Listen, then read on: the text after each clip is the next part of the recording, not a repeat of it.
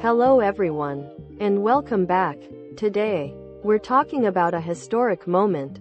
Japan has chosen its first female prime minister. For decades, Japanese politics has been a world dominated by men, guided by old traditions and silent hierarchies. But now, for the first time in the country's long history, a woman has stepped forward to lead the nation. Her rise marks more than just a political milestone. It's a turning point that forces Japan and the world to rethink what leadership, power, and progress truly mean. Japan's ruling party, the Liberal Democratic Party, or LDP, has been in power for most of the past 70 years. It brought stability after the war, but also built a system where seniority mattered more than ability, and where change was often slow and cautious. Now, under its new leader, the promise of reform feels both hopeful and uncertain. The new prime minister has built her career on strength and conviction. She is known for her directness, her discipline, and her belief that Japan must be prepared, both economically and defensively, for a future shaped by technology, global competition, and new security challenges. In her first speech as prime minister, she said Japan must take responsibility for its own future.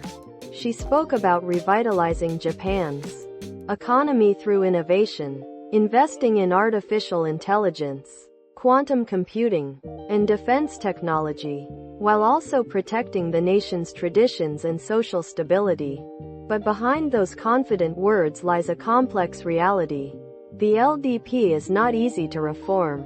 It's a powerful organization made of multiple factions, each with its own interests, networks, and loyal supporters. And even though the public celebrates her success, many inside the party still question whether she can truly change how it works. Throughout Japan's post-war history, many leaders have promised reform, and few have succeeded. Some were blocked by bureaucracy, others by resistance from their own colleagues. So the question now is not just whether she can lead the nation, but whether she can survive within her own party. Still, her leadership sends a powerful message. For young people, especially women, her victory represents possibility. For decades, Japanese women have been underrepresented in politics. Less than 10% of the seats in parliament are held by women. And in business, only a small fraction of executives are female. That's why this moment feels bigger than one person's story. It's a cultural shift, slow, but real. The Prime Minister's political philosophy blends conservatism with innovation.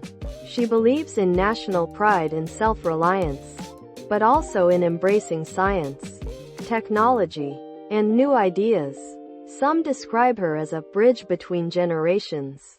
Someone who respects Japan's traditions while daring to challenge its limitations. Her foreign policy will be closely watched. She supports a strong alliance with the United States, but also seeks to make Japan a more independent voice in global affairs. Her firm stance on national security has already attracted both support and criticism. China and South Korea are observing her moves carefully, while Western nations are welcoming her leadership as a sign of renewed Japanese confidence. But at home, the challenges are even greater. Japan's population continues to shrink. Its economy faces deflationary pressures, and social systems built for the 20th century are struggling to keep up. She has promised to tackle these problems with courage. Yet every policy will face debate, delay, and resistance.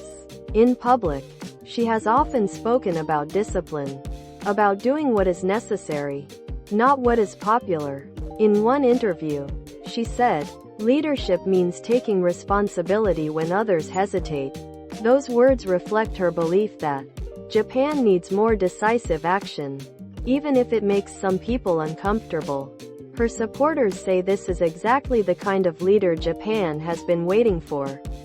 Someone unafraid to make bold decisions.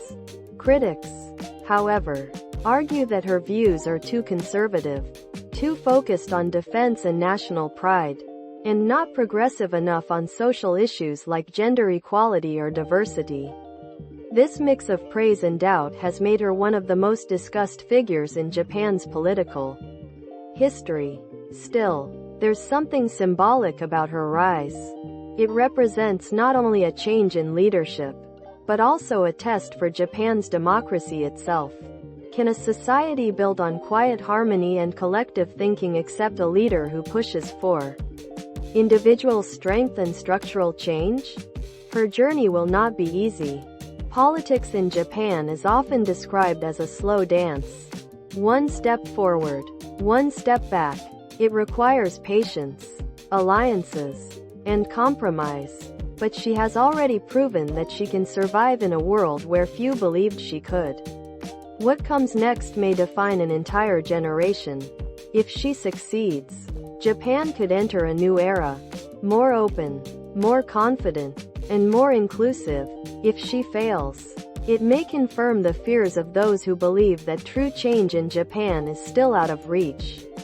Yet no matter the outcome, this moment has already reshaped Japan's story. It shows that even in a nation built on tradition, transformation is possible, and for millions of people, especially the next generation.